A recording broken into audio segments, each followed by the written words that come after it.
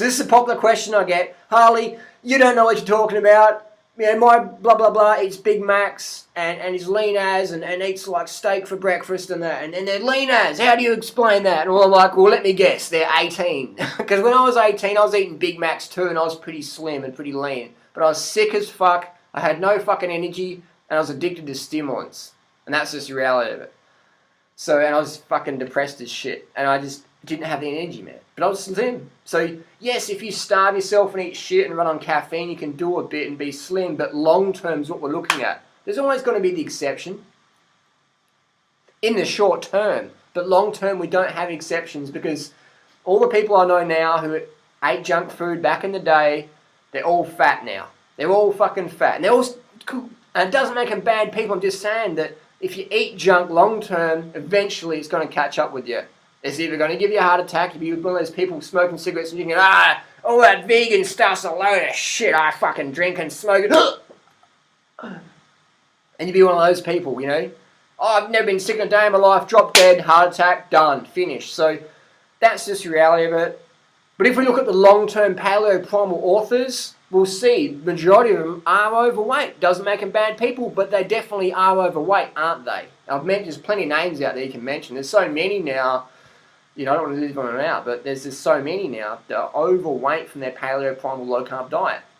And they're writing a book like Eat More Fat, Get Slim or something like that. It's like, well, you're fat though. How to eat fat, get fat. Yeah, that should be the title of the book. Go to Barnes & Noble with a pen and just cross it out and go, yeah, eat fat, get fat. And then slip an update of the person's photo in the book. Be like a software update, pun intended. So we all know people who eat shit and they're slim, but once they stop doing sport or they get an injury, they blow the fuck out, and then they do this crash intermittent fasting pinge purge cycle back to try and get lean again. So I know plenty of people who, I can just train it off. I was there myself. I said I could just train it off, but then I'd feel shit. My Crohn's disease got worse and worse, and eventually I had to say, well, fuck. Now I've got chronic fatigue. I have to look at my diet. The paleo diet didn't work for me. The primal diet didn't work for me. The low-carb diet didn't work for me. I had to wake the fuck up and say, all right, what's going to work? Real foods, healthy foods, plant foods, low-fat, high-carb, makes sense. All the long-lived cultures, slim cultures, high-carb, low-fat.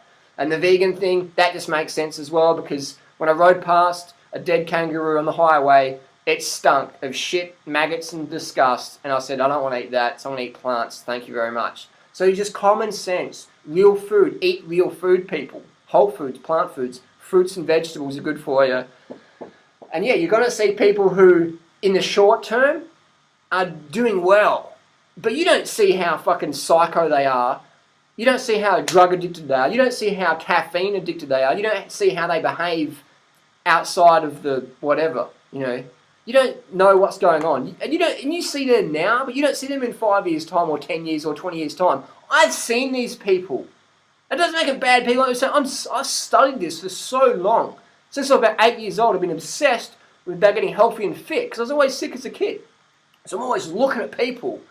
And all the kids I knew in high school that were fit and that, fucking none of them are fit now. I'm the fittest person from my high school, if we look back. So, you know what I mean? So I've gone from like the sick kid to the fit kid. So I've been definitely observing people over time. And I know plenty of people who are really good cyclists who could have had a pro contract racing the Tour de France, and they've got an injury and just exploded, their weights just exploded out. And now I can hardly recognise them. They're so fat. They're still cool people, but I'm just saying that I remember back in the day, people say, oh, look at such and such. He eats shit, Harley. He doesn't eat like you 10 years ago. And I'm like, well, you know, let's see what happens later on. And then we've seen what happened later on, 10 years down the track or 7 years down the track, these people have gotten almost obese. But my friend isn't there to see that now, you know, because my friend's doing something else. You know what I mean? Does that make sense? Like, you have an example there, you're having a conversation with someone, and they say, look at that tree over there. That tree's, you know, such and such tall. That's all that's going to happen to it. But then they don't come back 5 years' time and see the tree's grown that big or the person's grown that big. They don't see that. They just have this little snapshot. They don't look at the bigger picture. So always look at the bigger picture, and you'll never ever meet anyone. All these people, oh, I've got a partner, he just eats whatever and he's always slim. Well, he's definitely, if he's eating shit, he's calorie restricting. Because that's just, no one's eating all they want Big Macs and staying slim unless their workload's huge. And then as soon as they get an injury, they're going to become huge. They're going to start gaining the weight because those foods you cannot eat and be slim long term. unless you have an extreme caloric expenditure. But again, like I said, you will eventually burn out, just as I did. I burnt out in the paleo diet, the primal diet. I burnt out on that thing. And yeah, I was slim for a little bit, man, but I was constipated as fuck, and I was moody as fuck, and I was just like, caffeine, caffeine, caffeine, caffeine. So you will burn out. It's like riding your bicycle down the street with no hands. It's like driving your car at 300k an hour when you're 17 years old, and all your mates see you, you're driving past in your Series 3 RX-7 20 twin turbo, whatever, and all your mates go, oh wow, that was really cool, you know? And then you fucking go in the corner and you crash it, you ride it off, but no one sees it.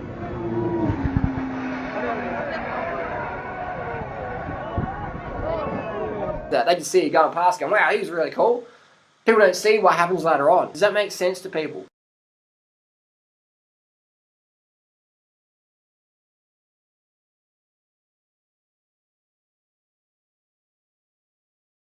Bottom line is there's no shortcut. There's no exceptions. There's no like, oh, well, I know someone who does that. It's like, there's no exceptions, man. There's like, people live a lesser quality life if they live on less quality foods. It's just how it is. Relevant to their own individual potential. That's just how it is. Like, you're always going to have people out there who will make you feel like, what's the word? You know, you might get disillusioned or whatever.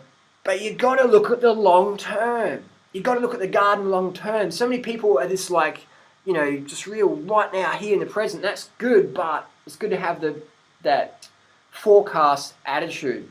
You know what I mean? Like, because so many people go out there and go, oh wow, look, it's all sunny today. I can just take my shirt off and it's all sunny. And they come home sunburned. They don't have the long term. They go, oh, my skin's fine now. And they get sizzled when they get home.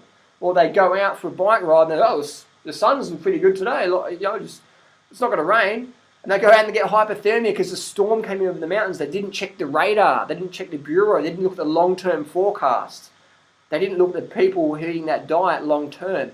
Look at all the high-carb, low-fat vegan people. They're always slim. No exceptions. Post who's fat on this lifestyle long-term. Doesn't matter how fit they are. There's no one fat long-term. Post down below. There's no exceptions. There's no exceptions. I've studied this a lot, man. There's no exceptions. It's just how it is.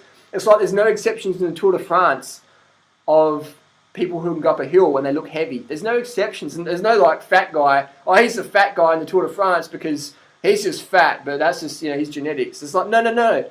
That's just how it is. Everyone's slim on that lifestyle. Everyone's slim on high carb, low fat vegan, regardless of your fitness level. Some people might have more tone than others because they use their muscles more. You know, some people are slim but sloppy. Some people are slim but toned, but everybody's slim. So if you want to be slim and toned, then do sport and eat well. So I hope that makes sense. There's no exceptions. All the people you know who eat shit now and who are lean, they'll burn out, they'll blow out, 100%, no exceptions.